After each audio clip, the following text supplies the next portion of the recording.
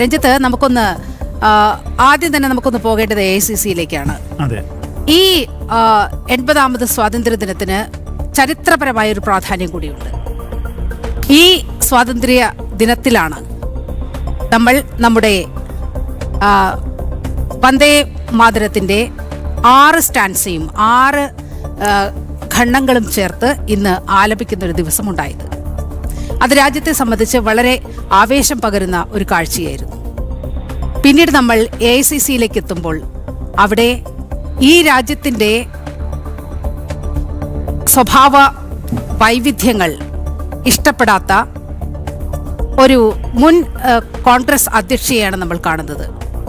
ആ സോണിയയുടെ അസഹിഷ്ണുത, വന്ദേ മാതരം ചൊല്ലുമ്പോഴുള്ള ആ അസഹിഷ്ണുത ദേശസ്നേഹികളെ മുഴുവൻ ദുഃഖത്തിലാഴ്ത്തുന്ന ഒന്നായിരുന്നു. ഈ കോൺഗ്രസിന് എന്താണ് യഥാർത്ഥത്തിൽ സംഭവിച്ചത്? നീലിമ, അതിനകത്ത് മനസ്സിലാക്കേണ്ടത് ഇത് കോൺഗ്രസ് എന്ന രാഷ്ട്രീയ പ്രസ്ഥാനം അതിൻ്റെ അവസാന അന്ത്യശ്വാസം വലിച്ചുകൊണ്ടിരിക്കുക.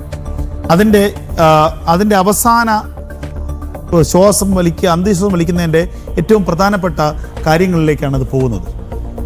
ഒന്ന്, ദേശീയ ഗീതത്തെ അപമാനിച്ചു, ദേശവിരുദ്ധമായ നിലപാട് സ്വീകരിച്ചു, ഹൈന്ദവ വിരുദ്ധമായ നിലപാട് സ്വീകരിച്ചു. ഇത് ഈ നമ്മുടെ വന്ദേമാതരത്തോട് മാത്രമല്ല, നമ്മുടെ അയോധ്യയിലെ പ്രാണപ്രതിഷ്ഠാ ചടങ്ങിനോട് എന്തായിരുന്നു കോൺഗ്രസിൻ്റെ നിലപാട്, എന്തായിരുന്നു സോണിയയുടെ നിലപാട്, എന്തായിരുന്നു രാഹുൽ ഗാന്ധിയുടെ നിലപാട്? അപ്പോൾ രാജ്യത്തിൻ്റെ ചരിത്രവും രാജ്യത്തിൻ്റെ ദേശീയതയും രാജ്യത്തിൻ്റെ ഔന്നത്യവുമല്ല കോൺഗ്രസിനെ നയിക്കുന്നത് എന്നുള്ളത് നമുക്ക് ഇതിൽ വ്യക്തമായി മനസ്സിലാവുന്ന കാര്യമാണ്. ഇവിടെ വന്ദേമാതരം ആലപിക്കണം എന്നുള്ളത് പാർലമെന്റിൽ പാസാക്കിയ ഒരു നിയമമാണ്. വന്ദേമാതരത്തെ ദേശീയ ഗീതമാക്കി പ്രഖ്യാപിച്ചതാണ്.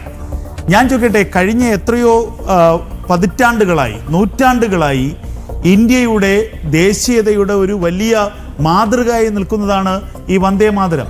വന്ദേമാതരത്തിന് എന്തിനാണ് കോൺഗ്രസ് എതിർക്കുന്നത്? കോൺഗ്രസിൻ്റെ എത്രയോ ആദ്യകാലങ്ങളിൽ 1900 മുതൽ 1937 വരെയുള്ള കാലഘട്ടങ്ങളിൽ കോൺഗ്രസിൻ്റെ ദേശീയ സമ്മേളനങ്ങളിൽ ഈ പറയുന്ന വന്ദേമാതരം പൂർണ്ണമായും ആലപിച്ച ചരിത്രമുണ്ട്. അതൊരു പ്രത്യേക കാലഘട്ടത്തിൽ എത്തിയപ്പോൾ ചില പ്രത്യേക മതവാദികളെ പ്രീണിപ്പെടുത്താൻ വേണ്ടി, അവരെ സന്തോഷിപ്പിക്കാൻ വേണ്ടി ഒരു തീരുമാനമെടുക്കുന്നു. ആദ്യത്തെ 2 വരി മാത്രം ആലപിച്ചാൽ മതി. എന്താണ് 3-ാമത്തെയും 4-ാമത്തെയും 5-ാമത്തെയും 6-ാമത്തെയും വരി പാടിയാലുള്ള പ്രശ്നം? അവിടെ ദുർഗയെ പ്രകീർത്തിക്കുന്നു, സരസ്വതിയെ, ലക്ഷ്മിയെ.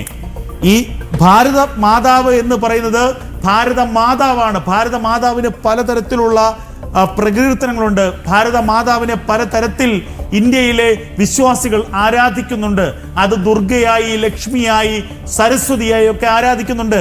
ഇത് ഈ പാട്ടിൽ മാത്രമല്ല, അല്ലെങ്കിൽ ഈ ദേശീയ ഗീതത്തിൽ മാത്രമല്ല, ഇന്ത്യയുടെ ഭരണഘടനയിൽ പറഞ്ഞിട്ടില്ലേ ഹിന്ദു വിശ്വാസം.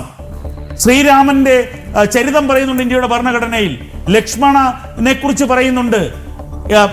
ഹൈന്ദവ ദേവീ ദേവന്മാരെ കൃത്യമായി ഇതിനെ പ്രതിപാദിക്കുന്നുണ്ട് ഇന്ത്യയുടെ ഭരണഘടനയിൽ. ഞാൻ ചോദിക്കുന്നത്, ഇന്ത്യയിലെ ഹൈന്ദവ ആരാധനാ മൂർത്തികളെ അംഗീകരിക്കാൻ കഴിയാത്തവർ ഈ പറയുന്ന വന്ദേ മാതരത്തെ ദുർഗയെയും ലക്ഷ്മിയെയും സരസ്വതിയെയും ചൂണ്ടിക്കാട്ടിയത് കൊണ്ട് മാത്രമാണ് ഞങ്ങൾ പാടാത്തതെന്ന് പറയുന്നവർ എന്തിനാണ് ഇന്ത്യയുടെ ഭരണഘടന 24 മണിക്കൂറും രാവും പകലും ഉയർത്തിപ്പിടിച്ചുകൊണ്ട് പോകുന്നത്?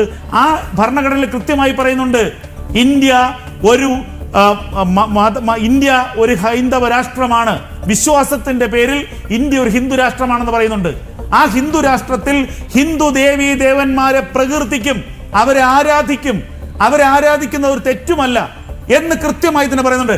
അങ്ങനെ പറയുന്ന ഒരു ഭരണഘടന ഉള്ള ഒരു രാജ്യത്ത് പിന്നെ എന്തിനാണ് ഇവർ ജീവിക്കുന്നതെന്നാണ് ചോദിക്കുന്നത്. വന്ദേ മാതരം പാടാൻ പറ്റാത്തവർ ഇന്ത്യ വിട്ടു പോവുക, പാകിസ്ഥാനിലേക്കോ ബംഗ്ലാദേശിലേക്കോ പോവുക. ഇത് ഇന്ത്യയുടെ ഭരണഘടന കൃത്യമായി തന്നെ അനുവദിക്കുന്ന ഒരു കാര്യമാണ്. ഭരണഘടന പരമായി ഇന്ത്യയിലെ പൗരന്മാർക്ക് ലഭിച്ചിരിക്കുന്ന ഒരു അവകാശമാണ്. അതാണ് ഇതിലെ ഏറ്റവും പ്രധാനപ്പെട്ട കാര്യം. എന്തിനാണ് കോൺഗ്രസിനെ എതിർക്കുന്നത്? നിസ്സാരമായ കാര്യത്തിനാണ്. മുസ്ലിം പ്രീണനത്തിന് വേണ്ടിയാണ്, ഈ മതന്യൂനപക്ഷങ്ങളുടെ പ്രീണനത്തിന് വേണ്ടിയാണ്. എങ്ങനെ ഈ ഇത്തരം കാര്യങ്ങളിൽ ഞാൻ കഴിഞ്ഞ ദിവസത്തെ ചർച്ചയിൽ പറഞ്ഞതാണ്, ഒരേ ദിവസമാണ് 2 കാര്യങ്ങൾ വന്നത്. വന്ദേ മാതരവും വി ഡി സവർക്കറും. വി ഡി സവർക്കറിനെ കുറിച്ചൊരു ചോദ്യം ക്വസ്റ്റ്യൻ പേപ്പറിൽ വന്നപ്പോൾ ഇവിടെ ഹാളിൽ ആർക്കാണ്? ഇവിടുത്തെ മുസ്ലിം ലീഗിനാണ്. ലീഗിന്റെ മന്ത്രിയാണ് പറഞ്ഞത് ഇത് പറ്റില്ല, അന്വേഷണം പ്രഖ്യാപിച്ചു, ആ അധ്യാപകനെ സസ്പെൻഡ് ചെയ്തു. കോടതിയിൽ വിഷയമുണ്ട്, വളരെ മാന്യമായ രീതിയിൽ തന്നെ കോടതിയിൽ നിന്നൊരു നീതി കിട്ടുമെന്നുള്ളത് ഉറപ്പിക്കാം. അതേ ദിവസമാണ് വന്ദേ ഭാരതത്തെ കുറിച്ചുള്ള ആ ഉത്തരവ് വന്നത്.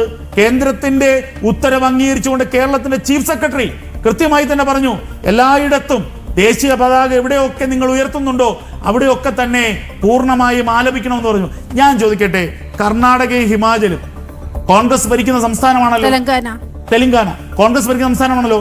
ഇവിടെയെല്ലാം ഇന്ത്യയിലെ സംസ്ഥാനങ്ങളിൽ കേരളം ഒഴിച്ചുള്ള മുഴുവൻ സംസ്ഥാനങ്ങളിലും ഈ വന്ദേ മാതരം പൂർണ്ണമായും ആലപിച്ചു.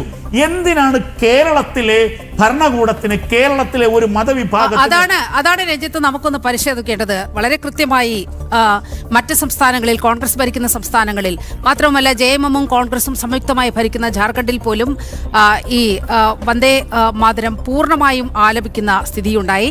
അപ്പോഴാണ് ഇവിടുത്തെ ഇസ്ലാമിസ്റ്റ് ജിഹാദികളെ പേടിച്ചുകൊണ്ട് കേരളത്തിലെ VD സതീശൻ സർക്കാർ അത് ആലപിക്കുകയേ ഇല്ല എന്നുള്ള നിലപാടിലേക്ക് വന്നത്. അതിന് പിന്നിലെ രാഷ്ട്രീയം കൂടി നമുക്കൊന്ന് നോക്കി വരാം.